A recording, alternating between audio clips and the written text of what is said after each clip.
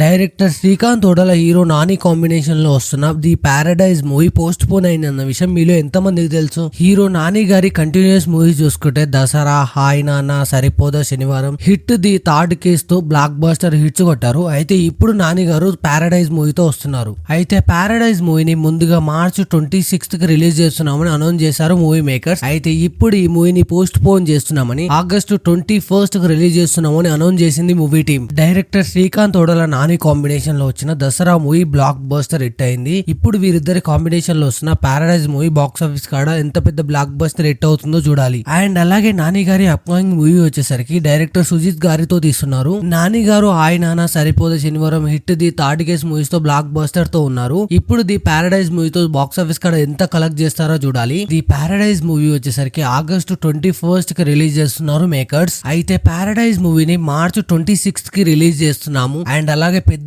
మూవీని March 27th కి release చేస్తున్నామని అనౌన్స్ చేస్తారు మేకర్స్. అయితే ఇప్పుడు ఈ రెండు మూవీస్ పోస్ట్ పోన్ అయ్యాయి. పెద్ద మూవీ వచ్చేసరికి ఏప్రిల్ 30కి రిలీజ్ అవుతుంది. అండ్ అలాగే పారడైజ్ మూవీ వచ్చేసి ఆగస్టు 21st కి రిలీజ్ అవుతుంది. సో ఈ వీడియో ఇన్ఫర్మేటివ్ అనిపిస్తే లైక్ చేయండి, మా ఛానల్ ని సబ్స్క్రైబ్ చేసుకోండి.